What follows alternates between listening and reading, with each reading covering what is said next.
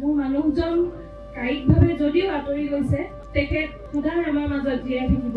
তেখেতৰ গীতেৰে সুৰেৰে আমাৰ মাজত সদায় জীয়াই থাকিব। তাৰে কওঁচোন ৰাজীৱ দাৰ এটা ভাল লগা শব্দ, যিটো তেখেতৰ হয়তো আটাইতকৈ ভাল লগা এটা বাক্য।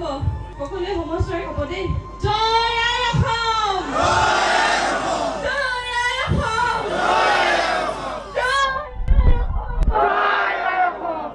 গণশিল্পী ৰাজীৱ শদিয়াৰ বাসগৃহত অগণন গুণমুগ্ধৰ ভিৰ।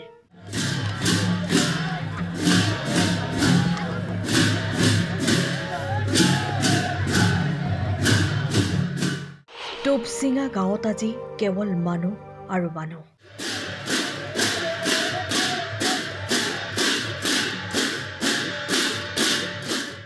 স্বতঃস্ফূৰ্তভাৱে শিল্পীগৰাকীৰ আদ্য স্বাৰ্থলৈ আহিল হাজাৰ জনতা।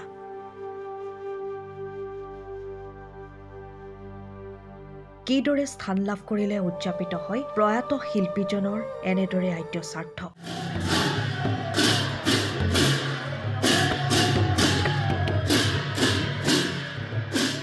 এই দৃশ্য দেখিলেই উপলব্ধি কৰিব পাৰিব। আজি অগণন গুণমুগ্ধই ভিৰ কৰিলে শিল্পীগৰাকীৰ বাসগৃহত।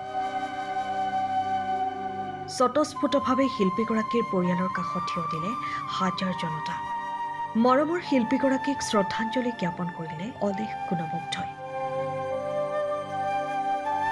গায়ন বায়ন খোল তালেৰে ভকতক আদৰিলে শদিয়াবাসী ৰাইজে।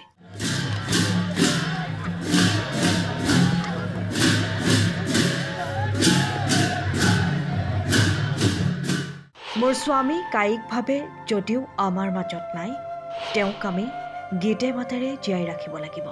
অসমীয়া জাতিটো থাকে মানে ৰাজীৱ শদিয়া জীয়াই থাকিব। আপোনালোকৰ উপস্থিতিয়ে আমাৰ গোটেই পৰিয়ালটোক কিমান সাহস দিছে মই ভাষাৰে বুজাব নোৱাৰিম। মোৰ মানুহজন কায়িকভাৱে যদিও আঁতৰি গৈছে, তেখেত সদায় আমাৰ মাজত জীয়াই থাকিব। তেখেতৰ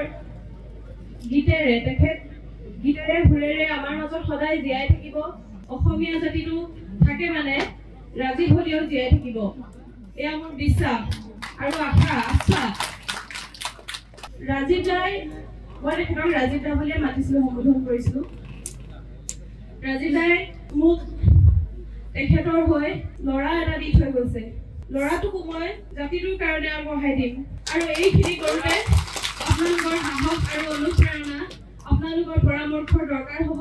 বিপদালি নকৰাকৈ মোৰ মানুহজনক ইমান মৰম কৰিছে, মোৰ অনুভৱ কেনেকুৱা মই ভাষাৰে বুজাব নোৱাৰো।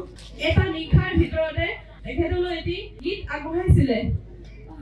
13 নে 14 তাৰিখে ৰিলিজ কৰিছিলে, মই ঠিকভাৱে পাহৰিছোঁ।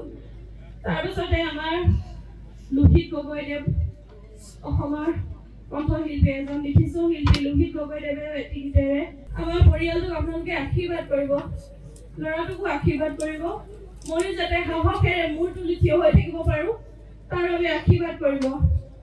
আৰু আমি যদি সম্ভৱ সমস্যাৰে কওঁচোন ৰাজীৱ দাৰ এটা ভাল লগা শব্দ, যিটো তেখেতৰ হয়তো আটাইতকৈ ভাল লগা এটা বাক্য। সকলোৱে সমস্যাৰে ক'ব দেই, জয় আই অসম!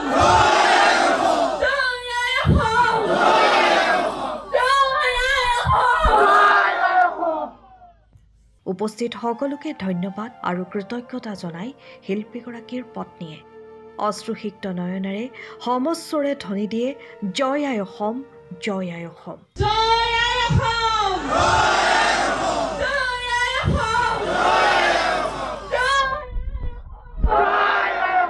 শিল্পীগৰাকীৰ সংগীত যাত্ৰাক জীয়াই ৰখাৰ কথা পৰিয়ালৰ লোকে উল্লেখ কৰাৰ লগতে অনুৰণন নামেৰে এক সংগ্ৰহালয়ো ব্যৱস্থা কৰে আয়োজক সমিতিয়ে।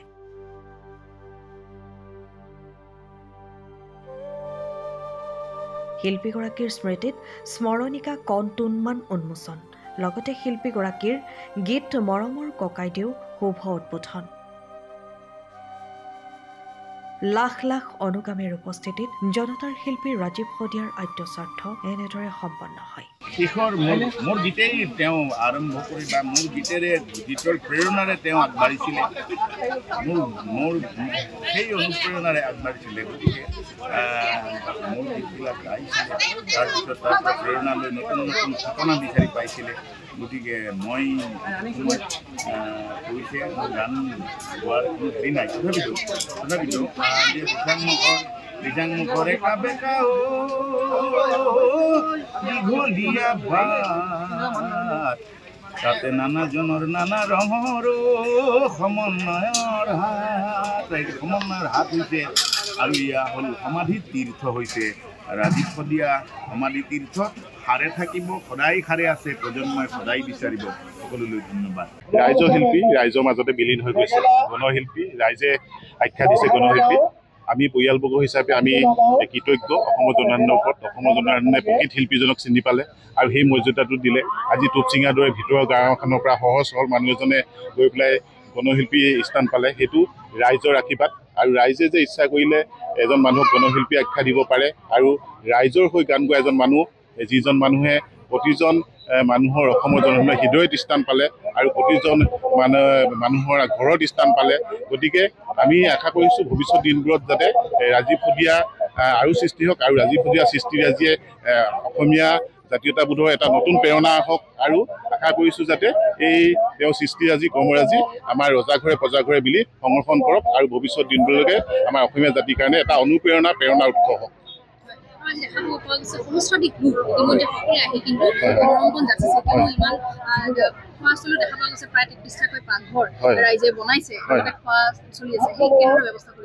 আমি ৰাজীৱ শদিয়া ঢুকুৱা 13 তাৰিখে ঢুকাইছে 13 তাৰিখে ঢুকোৱাৰ পিছত বিভিন্ন দল সংগঠনৰ পৰা শদিয়াবাসী ৰাইজ শদিয়াৰ প্ৰায় 139খনমান গাঁও আৰু অসমবাসী ৰাইজৰ দিহা পৰামৰ্শত আমি সকলোৱে চিন্তা কৰিলে যে ৰাজহুৱা আদ্যচেত এখন পতা উচিত গতিকে ৰাইজে নিজে স্বতঃস্ফূৰ্তভাৱে আহি ৰাইজে নিজে গোটেই ব্যৱস্থাপনাটো ৰাইজে নিজে কৰিছে আৰু এই উৎকৃষ্ট ব্যৱস্থাপনা আমি পৰিয়ালবৰ্গৰ পৰা আমি ধন্য হৈছোঁ যে ৰাইজে নিজে আহি এটা উৎকৃষ্ট ব্যৱস্থাপনাৰ মাজেৰে এই প্ৰক্ৰিয়াটো আৰম্ভ কৰিলে ৰাইজে আমাক পৰিয়ালবৰ্গক জানিব দিয়া মতে আমি তেওঁলোকে আশা কৰিছোঁ যে 1 লাখতকৈ অধিক মানুহৰ তেওঁলোকে খোৱা বোৱা ব্যৱস্থা কৰিছে গায়ন বায়নৰ ব্যৱস্থা কৰিছে আৰু স্মৃতিচাৰণ সভাৰো ব্যৱস্থা কৰিছে গতিকে এটা সুন্দৰ ব্যৱস্থাপনা যাৰ কোনো হাই কামান নাই আৰু ৰাইজে স্বতঃস্ফূৰ্তভাৱে নিজেই কৰি আছে গোটেই কামটো তেখেত মোৰ সম্বন্ধত নিচাদেও হয় নিচাদেও মানে বৰদেউতা ক'বলৈ এতিয়া আজি আচলতে খুবেই যিটো কি ক'ম এতিয়া মৌন হৈ পৰিছোঁ আমাৰ কাৰণে তেওঁক হেৰুৱাটো আমাৰ কাৰণে খুবেই এটা দুখৰ কথা